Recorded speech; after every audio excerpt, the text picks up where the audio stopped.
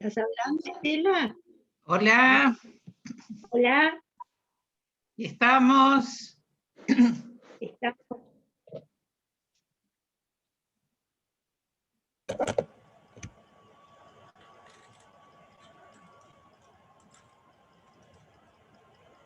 Se me pusieron oscuros. Ah, esperá, y sí, vos No, sabés que no, no me vos di no, a cuenta. vos te veo, a vos te veo. Ah, bueno. No, no, está bien, cada uno pone la camarita o no. No, es que yo no me fijé cómo caí esta vez. No, no, caíste que te veo.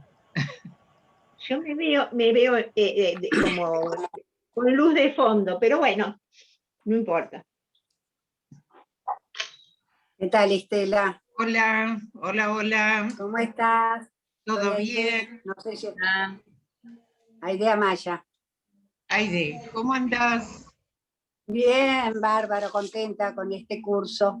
Bueno, menos mal. Sí, el otro Hola. fue excelente. Hola, hola. ¿Quién me está saludando que no veo? Mónica, Mónica, ¿cómo andás? bien, bien, todo bien. Me pude conectar, Menos mal, menos mal. estamos mejorando.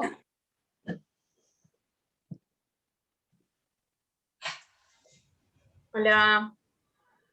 Ahora.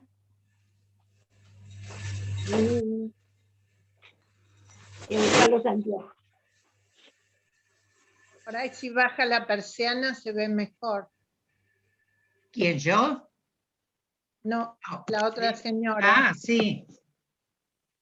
Hola, buenas tardes. ¿Cómo andás, Diego? Muy bien, muy bien. Muy bien. Bueno. Hola. Hola. Hola, Hola, Diego, hola Mónica. Hola, Elma. Hola Mónica, bienvenida. ¿Cómo te Candelaria, va? ¿cómo estás? Bien, bien, todo bien. Bueno, me alegro mucho. Hola Ana, ¿cómo estás? Hola. Hay otra. Hola, buenas tardes, ¿qué tal? ¿Cómo estás?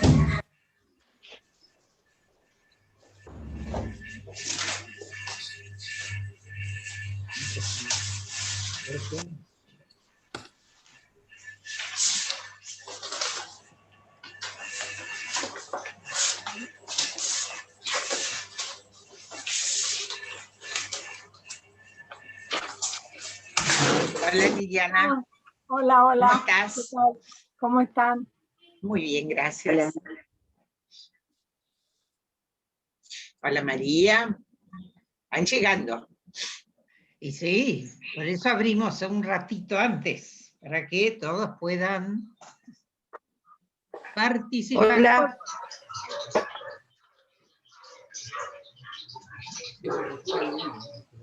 Hola, buenas tardes. Hola, ¿qué tal? Yo soy Gabriela. Gabriela, figuras como Rubén, pero yo te Sí, creo ya que sos sé. Gabriela. Pero porque estoy en el mail de él y no sé, Está no bien. entiendo. Soy del otro siglo.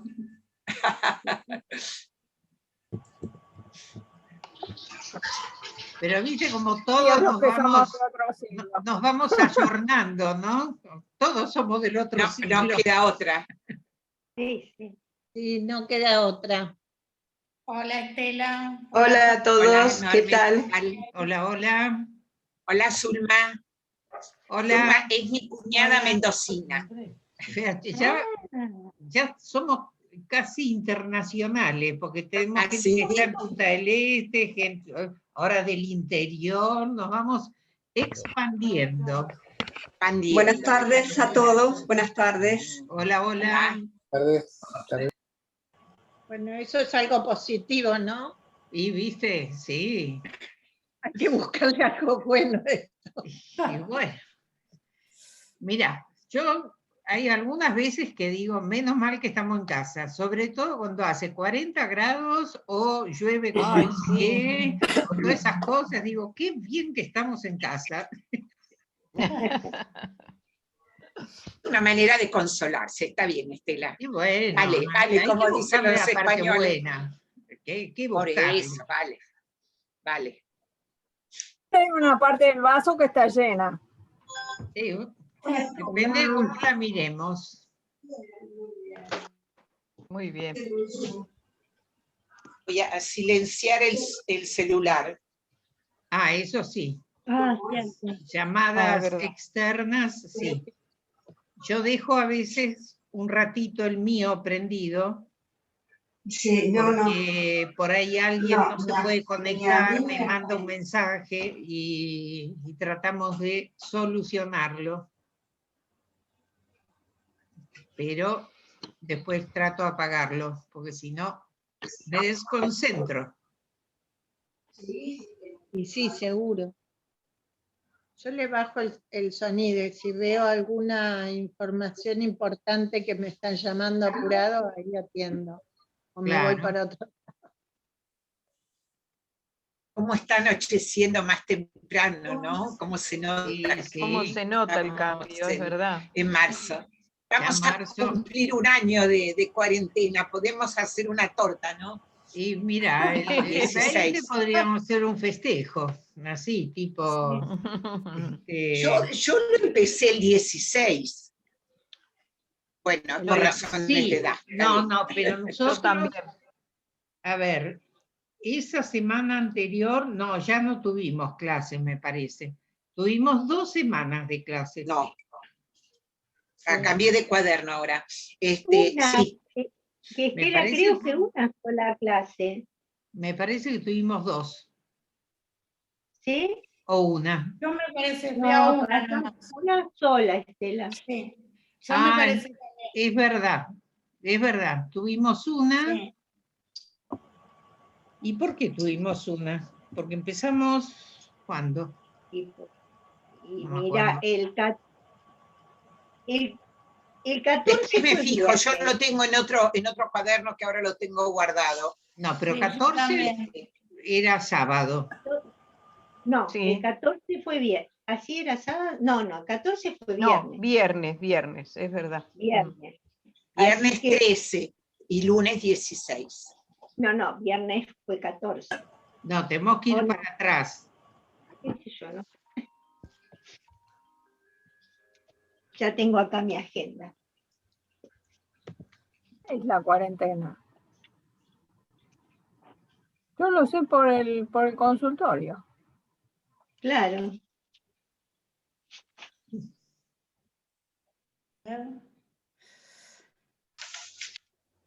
¿Cómo vamos, Isa?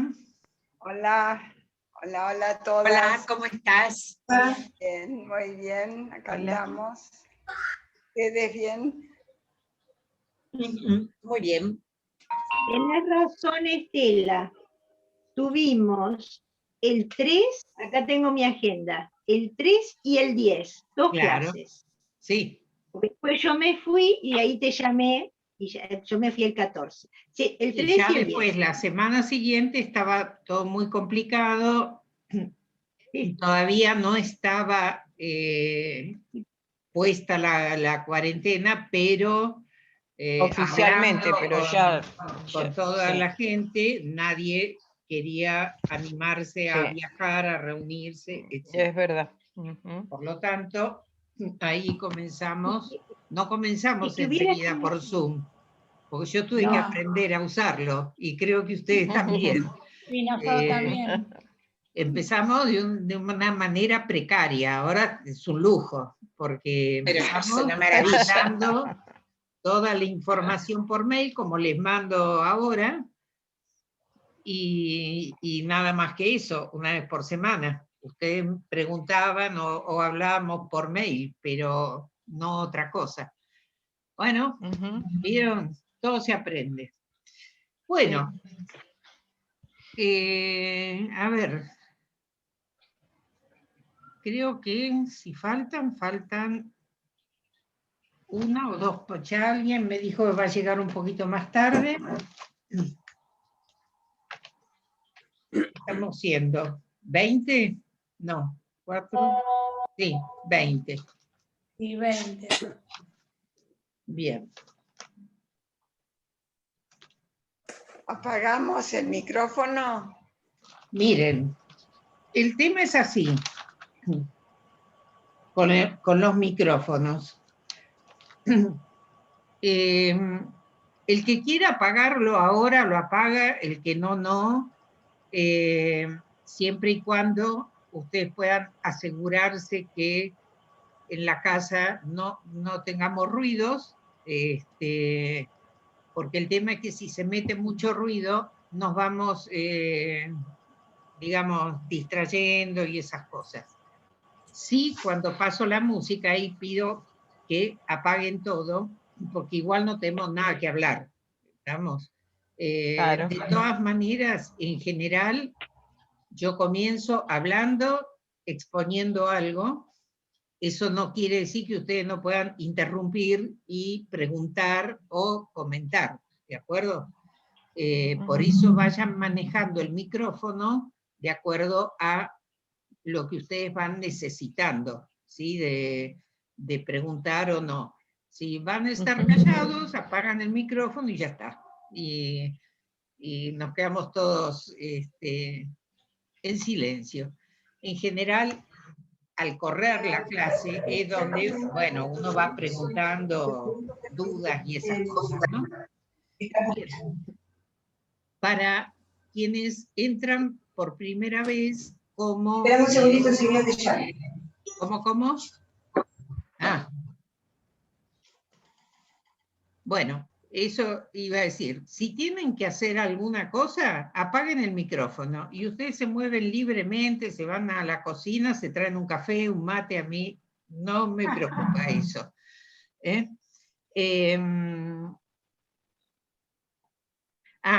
El sistema. Cuando se corta, porque a los 40 minutos se corta el sistema, por favor, entran de vuelta con el mismo método, mecanismo que hayan usado para ahora, ¿sí?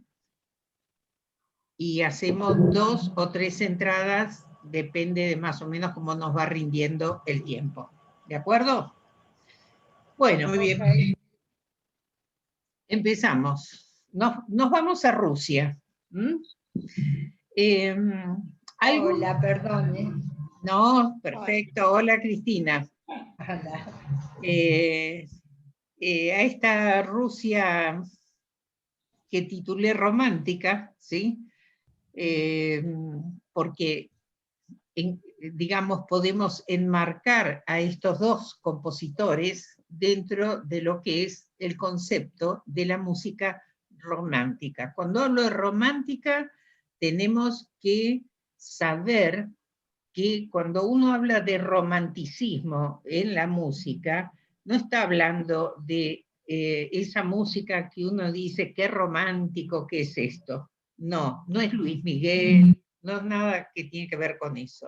Sino el romanticismo tiene que ver con un periodo, ¿sí?, que se da en el siglo XIX y básicamente está teñido de un concepto del mundo en donde el arte, la música por lo menos en particular, va a crear un mundo idealista, ¿sí?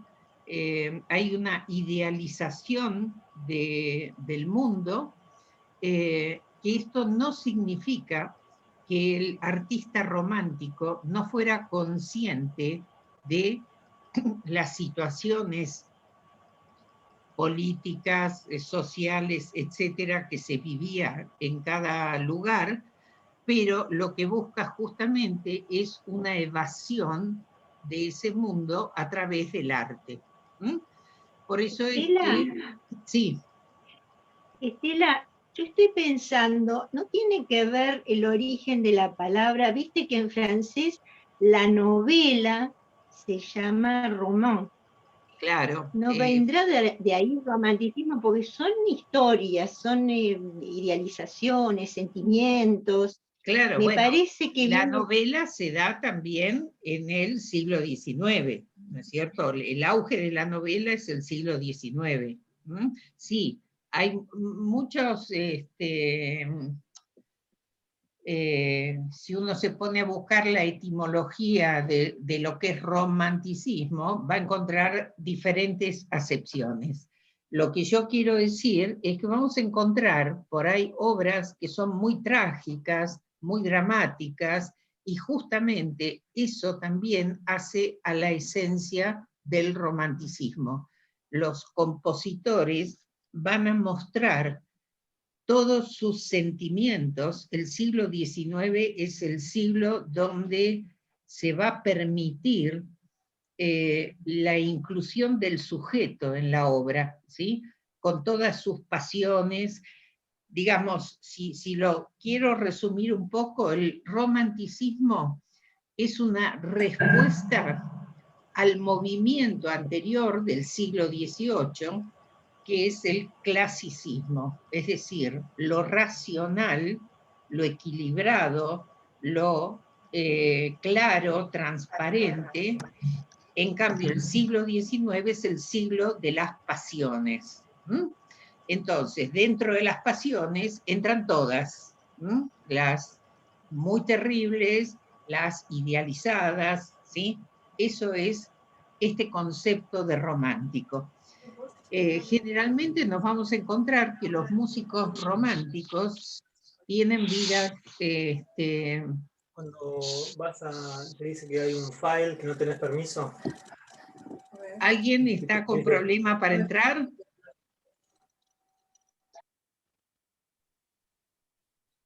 Bueno, sí, porque alguien está faltando, me parece. Bien, dentro de ese contexto vamos a meter y a ubicar a Tchaikovsky. Después vamos a ver cómo insertamos a Rajmáninov en este contexto, porque Rajmáninov es posterior, Rajmáninov es propiamente del siglo XX, ¿no es cierto? Es quien le sigue a Tchaikovsky. Sin embargo, lo más importante de su obra la podemos equiparar a los conceptos del romanticismo. A veces cuando uno dice que una obra es romántica o es clásica, no siempre es porque se compuso en esa época, sino porque responde a los parámetros de ese movimiento. ¿De acuerdo? Bien, ahora vamos a meternos en quién y cómo se inserta Tchaikovsky dentro del mundo ruso. Algo yo les esbocé dentro del apunte que le hizo. Si hay algo que quieran consultarme sobre ese texto, lo podemos hacer. Desde ya aviso que se me traspapeló un fragmento cuando escribí lo del segundo concierto de Tchaikovsky. A veces voy armando los apuntes, corro del lugar, vuelvo a poner, y puse un párrafo que no correspondía del todo a lo que era el segundo concierto. Pero bueno, eso es un detalle sobre los conciertos. Tchaikovsky se va a mover en un mundo que fue conflictivo en ese momento, porque Rusia vivía un nacimiento de su propia música. Previo al siglo XIX, nosotros no vamos a poder encontrar ningún ejemplo de música académica compuesta por rusos, ¿sí? Eso tampoco quiere decir que en Rusia no había música, sino que la música era de dominio popular, digamos, ahí donde vamos a tener todas las melodías, los giros que tienen que ver con lo que es lo gitano, todas las corrientes de la música folclórica rusa, pero que eran despreciadas y menospreciadas por los miembros de la aristocracia y sobre todo de la corte, que importaban el arte, como ustedes habrán visto, es mucho más fácil de ver en pinturas, en arquitectura, los edificios, todo lo que fuera el arte era comprado, ¿sí? O construido a la manera de los franceses, de los italianos o de los alemanes. Entonces, no había, no es que no se escuchaba música en la Rusia del siglo XVII o XVIII, pero no había músicos rusos dentro de la corte.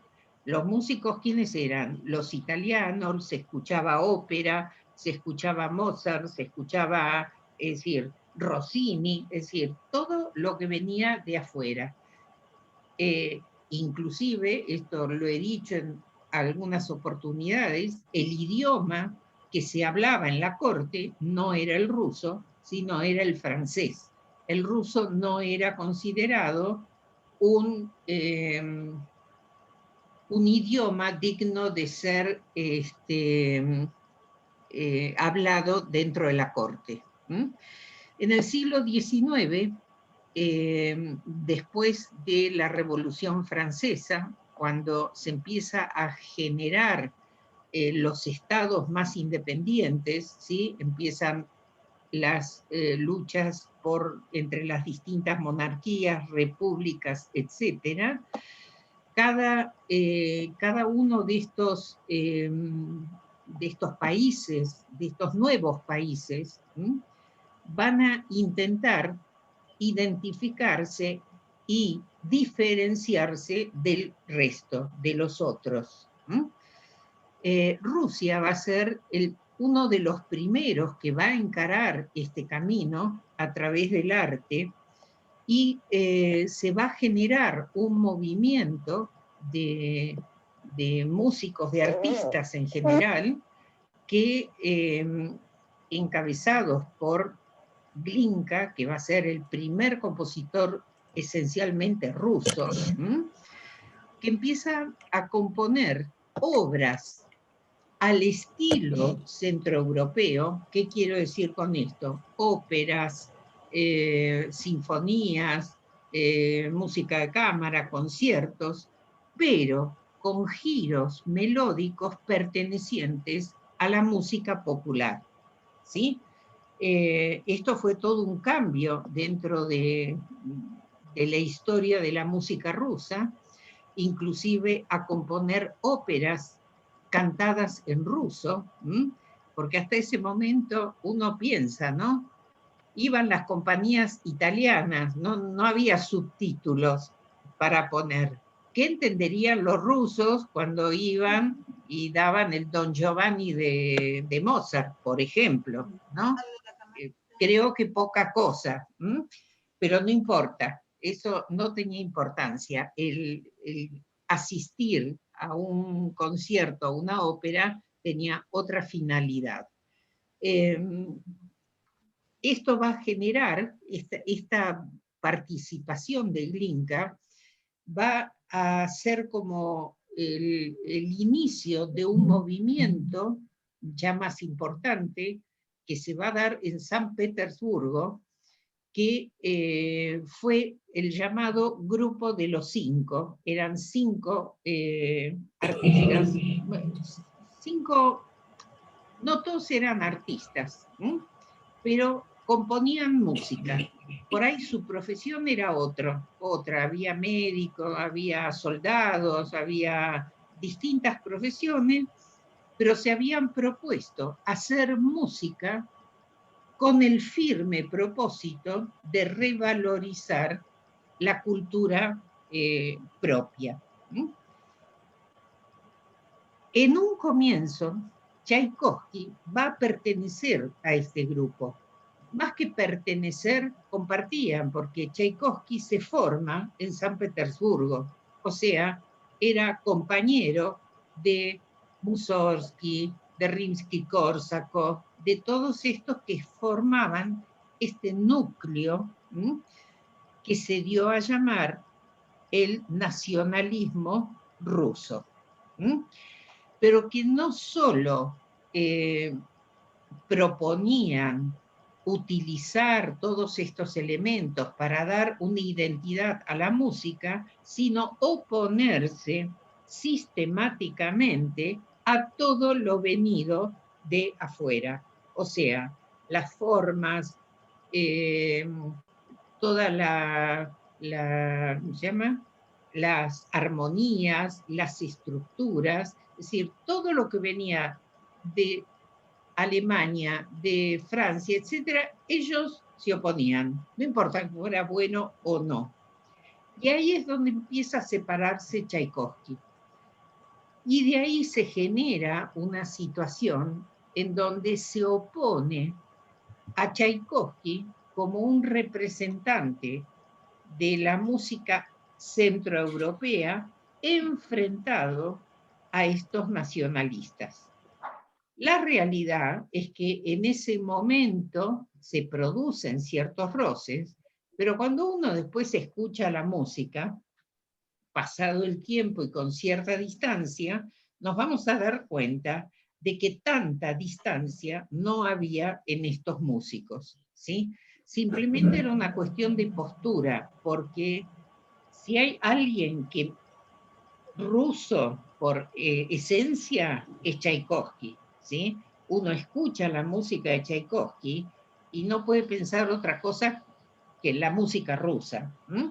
Lo que pasa es que Tchaikovsky no adhiere a este pensamiento de enfrentarse a todo lo que venía de afuera. Lo que él buscaba era integrar absolutamente todas estas corrientes. Eso por un lado. Y por otro lado, su posición profesional tampoco le permitía hacer esta diferencia tan grande, porque él comienza, se muda a Moscú, ¿sí? Donde está el conservatorio, que hoy es el Conservatorio Tchaikovsky, ¿sí? Empieza siendo profesor y termina siendo director del conservatorio. En esta postura tampoco puede desechar todo lo que se enseñaba en el conservatorio, ¿de acuerdo? Entonces, esto es un poquito el planteo de dónde ubicamos a Tchaikovsky. Vamos a escuchar alguna música en donde decimos, y bueno, muy ruso esto no nos suena, y hay otras que son esencialmente rusas. Si yo pregunto y digo Tchaikovsky, ¿qué es lo primero que a ustedes se les viene a la mente como música? Y el vals de las flores. O el vals de las Lago flores. de los cisnes. O sea, El lago de los cisnes. Lo que estamos hablando, sí. De Cascanueces, del lago de los cisnes, sí. Bien, Sinfonías. lo que estamos mencionando son los ballets.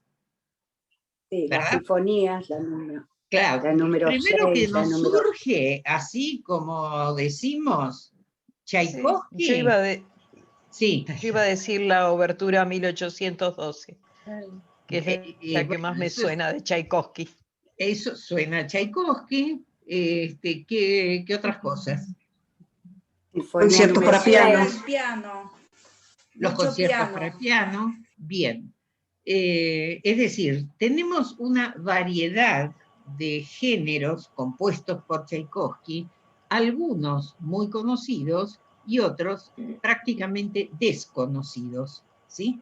Es decir, hay una gran obra para piano y canciones de Tchaikovsky, las cuales en realidad no las conocemos mucho, No. tal vez nada en general, pero sí tenemos el ballet, el lago de los cisnes, metido dentro de la cabeza, ¿no es cierto? Tal vez, no porque digo que sea mala, pero tal vez no es la mejor música de Tchaikovsky, la del ballet, ¿sí? Esto es a criterio personal, ¿eh?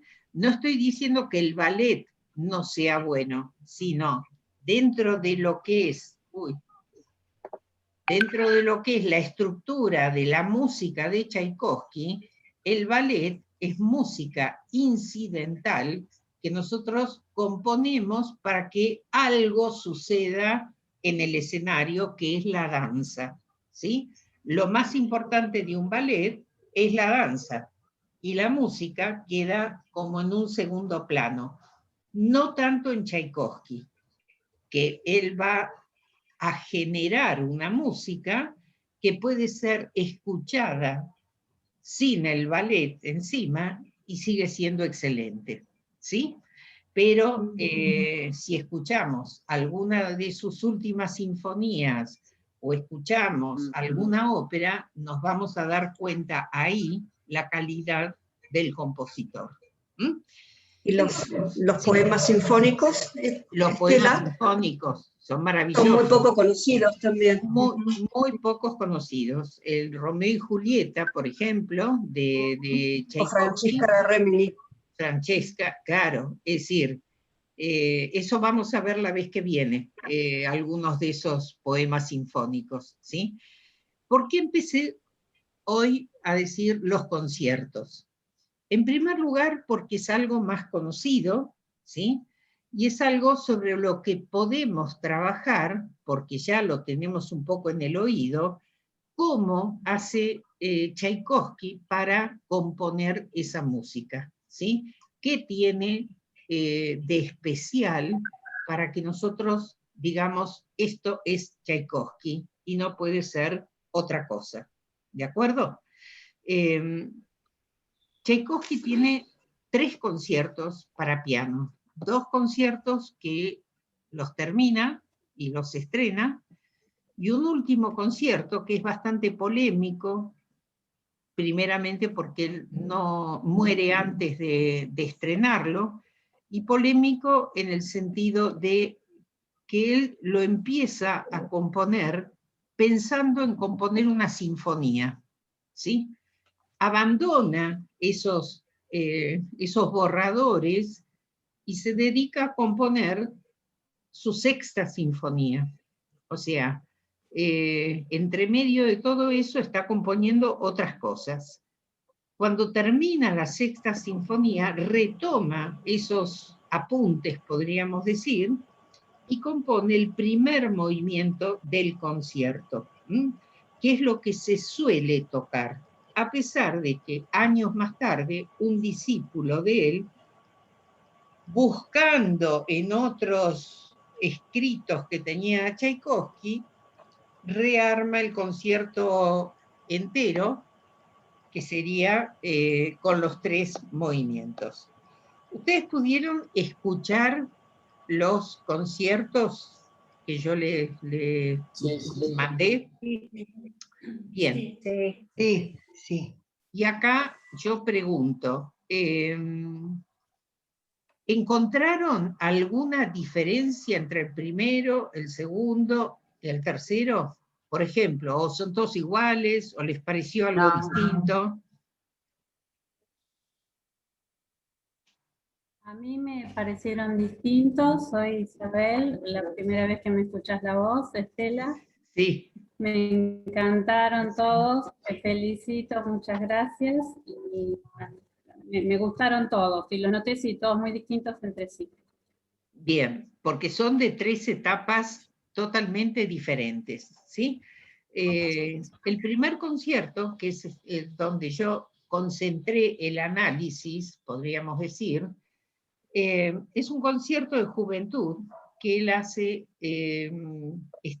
siendo todavía reciente profesor del Conservatorio de Moscú, o sea, recién mudado a Moscú, a los 20 y pico de años, que fue absolutamente criticado por Rubinstein, que era el director del conservatorio en ese momento, que le dijo que rompiera todo eso y empezara de vuelta, porque ese concierto era imposible.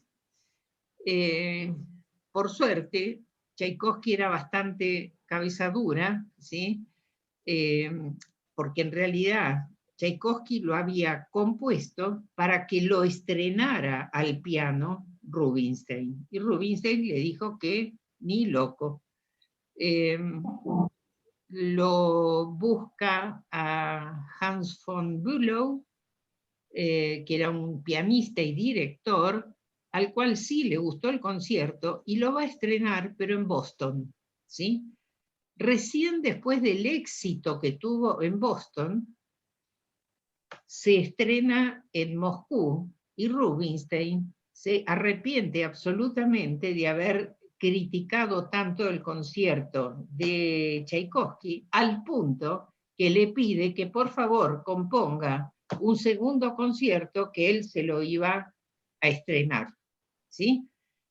Lo cual confirma que nadie es profeta en su propia tierra. Lo confirma eso y confirma que no tenés que dejar pasar la oportunidad cuando se presenta. Porque lamentablemente Rubinstein muere unos meses antes de que Tchaikovsky termine su segundo concierto. O sea, no lo puede estrenar. Se quedó sin estrenar ninguno de los dos conciertos. Bien, vamos a ir un poquitito al primer concierto, que tiene esa gigantesca introducción, que es la que todos reconocemos. Suena el inicio del concierto y nosotros decimos, esto es Tchaikovsky, y curiosamente es un material que va a aparecer solo en la introducción. No va a estar luego en ninguna otra parte del desarrollo del concierto. Esto es insólito, porque siempre que hay un momento tan importante, luego el compositor lo utiliza en otros momentos del concierto. Bueno, evidentemente no sucedió esto con la música de Tchaikovsky. Estoy explicando esto esperando que termine estos minutos, para después, cuando volvemos, poner directamente el concierto, ¿sí? Entonces, este concierto va a tener una introducción, ¿sí? En donde se alternan los roles.